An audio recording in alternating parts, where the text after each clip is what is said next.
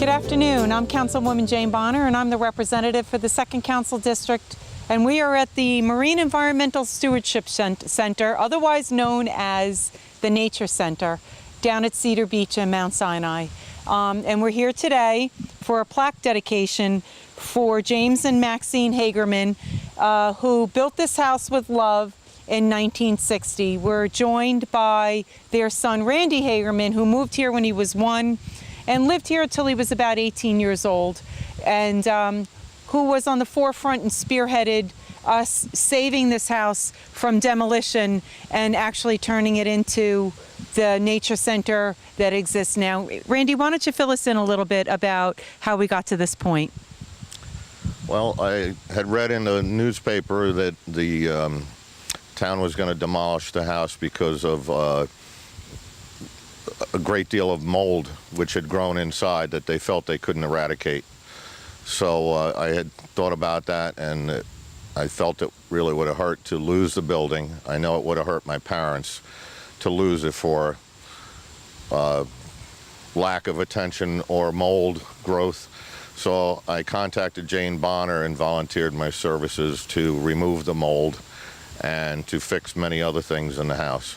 She took a gamble on me and let me go at it, and I wound up getting about 30 volunteers who helped me in a variety of ways, demolition and flooring and mold removal, painting, carpentry, building cabinets, etc. So I was lucky, very lucky there, and my folks were very happy. So this is a place they always wanted to live out their life in, and it's a place they were happiest in. So although they're both now gone, it's nice that they'll always be here in spirit, at least, and remembered. They also wanted to make sure that the house was preserved and that it went to the use that was intended and helped the public and educated them. Thank you. And so through various grants, you know, New York State Senator Ken LaValle was instrumental in securing a $100,000 grant where we now have very interactive displays. We're also joined here by Nicole Poccieri, who's our environmental educator here, who runs some amazing programs year-round here. And she's really given it the tender, loving care, this facility, that it needs. There's new interest that's been stimulated. School groups come, field trips, nature walks, projects, you know, the interest has been so wonderful. We've had some Eagle Scout projects be born out of saving this building. The Coastal Steward runs some educational programs out of here as well. It really is a jewel in the town of Brookhaven. Nicole, why don't you talk a little bit about what you do here, and then we'll go inside and we can show the viewers of Channel 18 the kind of exhibits that we have and the programs that you run. Great. I'd like to say thank you to both of you for giving me even the opportunity to saving this place. I'm able to live out kind of like a dream with educating our youth. I feel that is a big part of the conservation here at Mount Sinai Harbor and Cedar Beach, with teaching not only our youth but our other residents of all ages the different kind of marine life and wildlife we have here, and it's through that appreciation that we really do get the conservation of the area.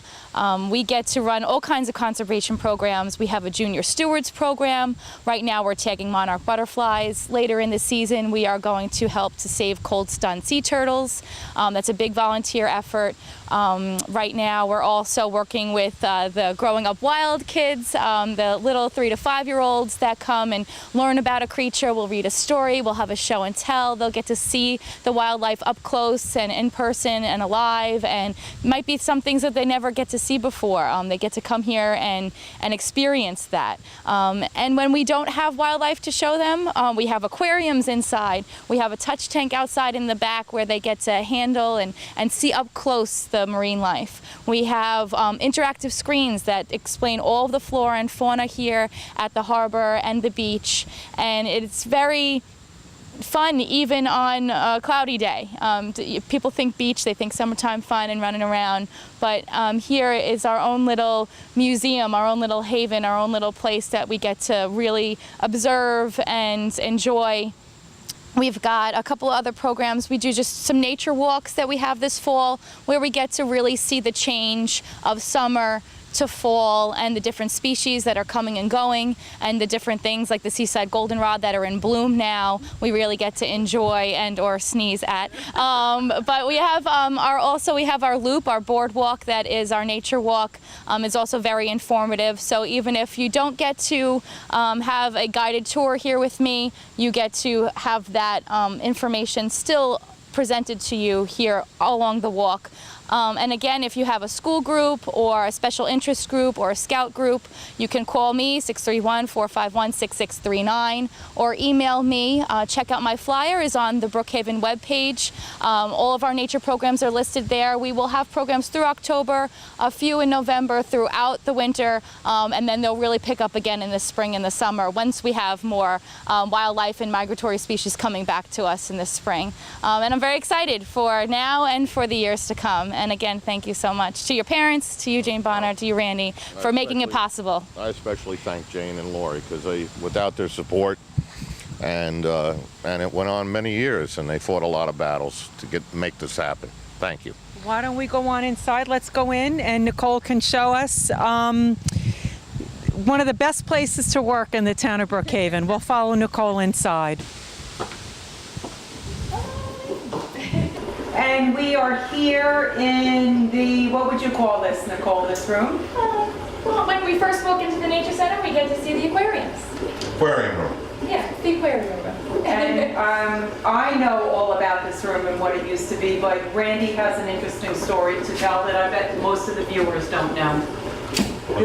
It was my sister's bedroom, and she had monkeys. She had up to 6 at one time. 4 Capuchins, a squirrel monkey, and a woolly monkey. And there was a double hung window there, which my father built a cage on the exterior so the window could be open and the monkey could join us and hang out while we were working on cars and stuff. And I have pictures of the monkeys in the windows out there. So when I first met Randy and we embarked on this project of renovating and restoring to ultimately save the Nature Center, he called it the monkey room, and I said, what do you mean the monkey room? And he just explained what he just explained to you, he explained to me. So I wanted everybody to be able to hear what this used to be. It wasn't just a bedroom, it was the monkey room. It was the monkey room. 6 monkey rooms, 6 monkeys. And Nicole, why don't you lead us forward? All right.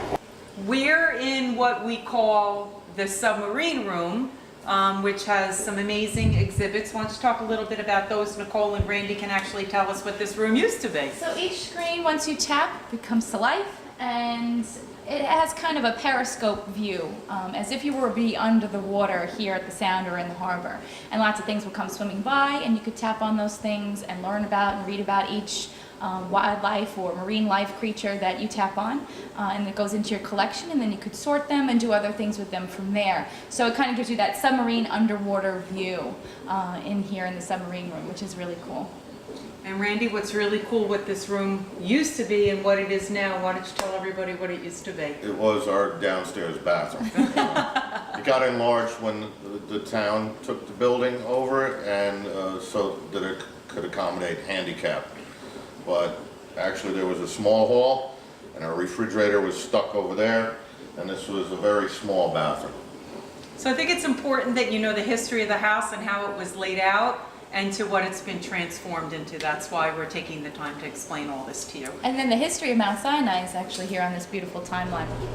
Nicole, I know that this exhibit and room is a work in progress. Why don't you explain a little bit about where you are now and where you plan to be at its completion for the rest of the grant? Sure. So this wall here demonstrates how you can have an eco-friendly home. What you can do as far as electricity, appliances, insulation, how you can make those steps at home at conservation towards being and living a greener life. And then we plan on adding a couple murals and a couple of interactive screens in here as well. One will describe the nitrogen cycle and how we can reduce our nitrogen pollution in our water, which does affect our algae, our fishes, our recreation. And then we'll also have a wall about recycling, which is also a good way to keep plastics out of our waterways. So lots of conservation efforts. This will be our conservation room totally. And here in the corner we have our rain barrel. Shows people how they can conserve energy and water by collecting the rainwater for their gardens and their landscape. And Randy, for historical accuracy, this was the kitchen, and my mother made a lot of good meals in this place. A lot of good meals. There was a family of 6. And regarding the rain barrel, when we lived here, we didn't have public water. We had a cistern over in that southeast garden, and we drank and bathed in the water that came off the roof until my brother got pigeons, and they multiplied, and they roosted on the roof, and then we never drank the water. We pretty much had to get public water after that. See, there's a great story that nobody's probably ever heard. So thank you for sharing that, Randy. So as we continue our tour, Nicole has some pretty neat exhibits here, but there's a really special one right here. Why don't you explain what that one is, Randy? That is a thank you plaque I made out of things off the beach, listing all of the volunteers who helped me renovate the house. You know, when Jane allowed me to do so and encouraged me and helped me. I had a few friends I knew I was going to ask, but they multiplied, and I met friends I never knew I had. That's true. So that was a thank you to them.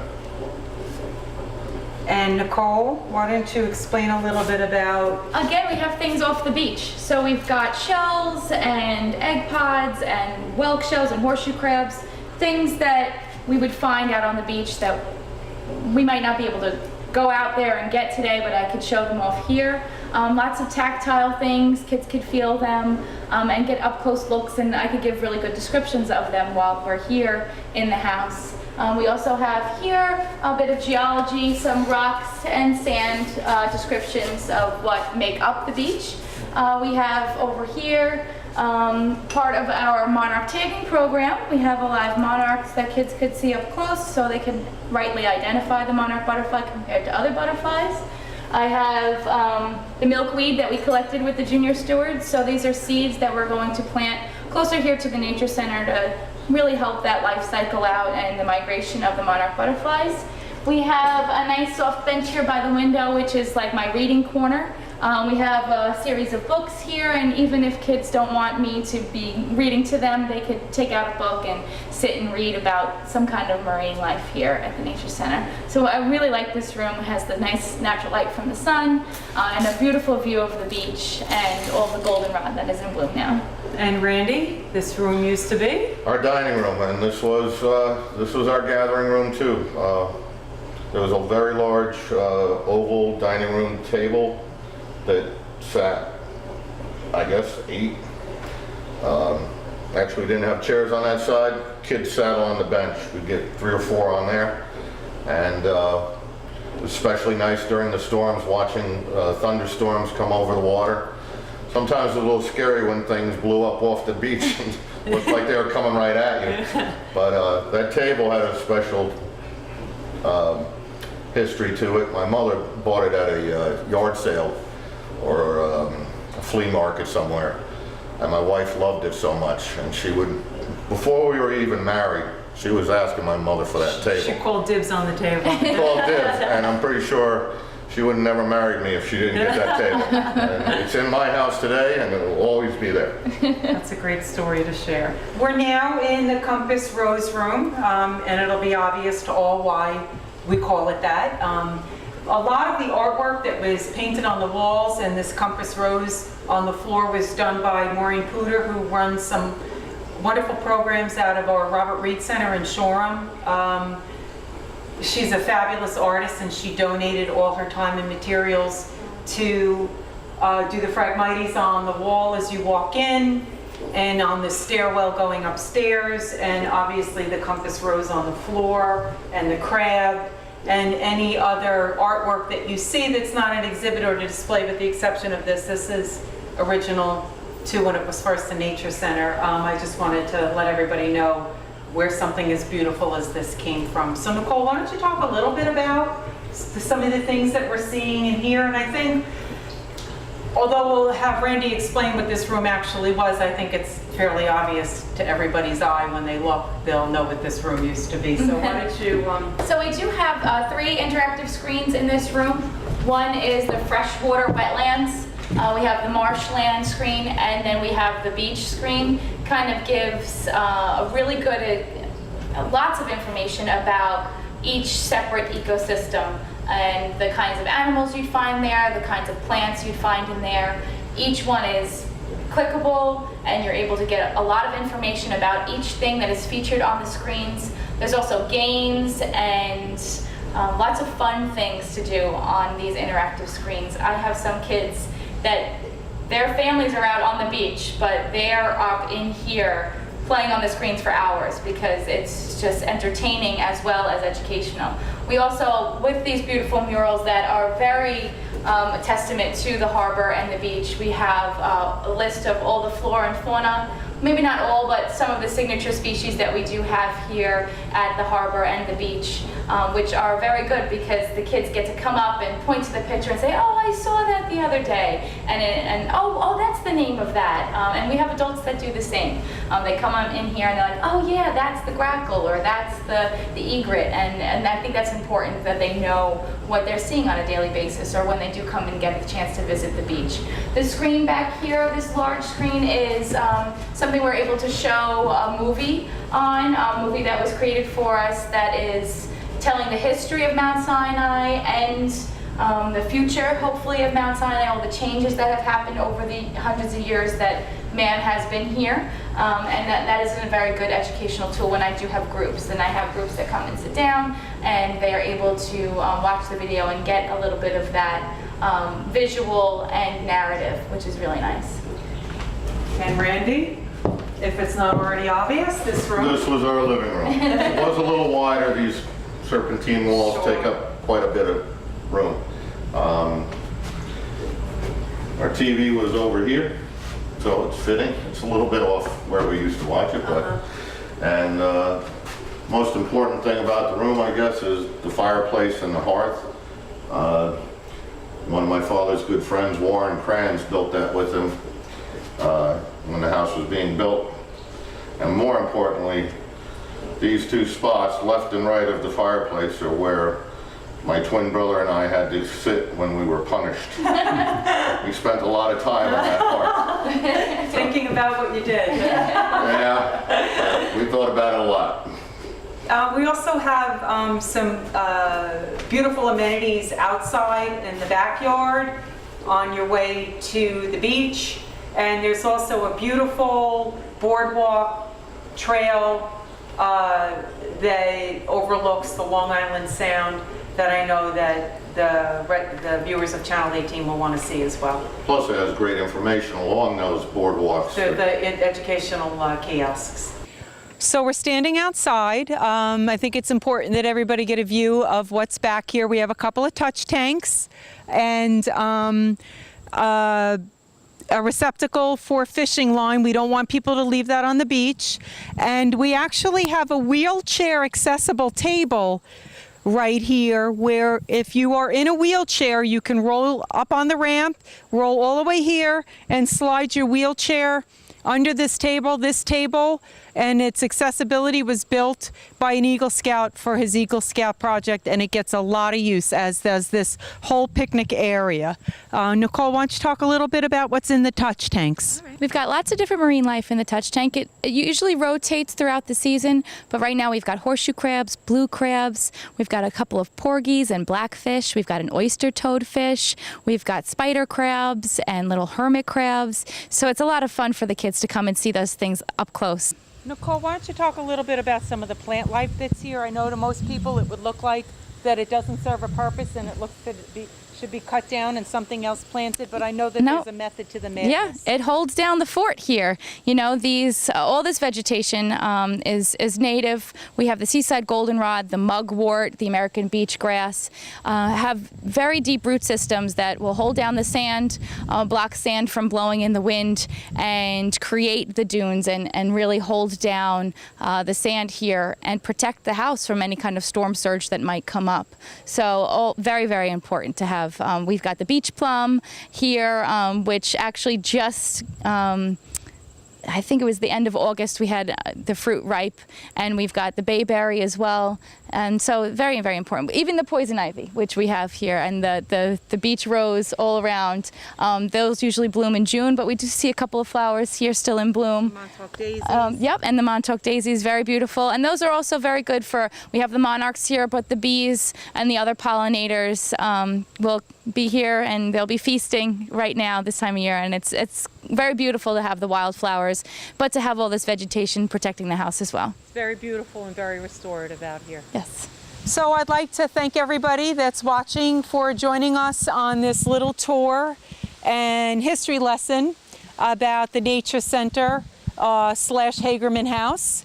I want to thank Randy for providing the history of how he grew up in this house and the house that was made with love by his parents, and providing some historical anecdotes, which I think everybody will enjoy hearing. And I want to thank Nicole Pochier from our environmental division for really taking the ball and running with it, and really stimulating excitement to all the field trip goers and parents, and really making this facility such a welcome spot for the residents to use. I encourage everybody to come down and take a visit. And because we know this area very, very well, we know one of the best views in Suffolk County is around the corner on this boardwalk, so we're going to take a walk. Thanks for joining us.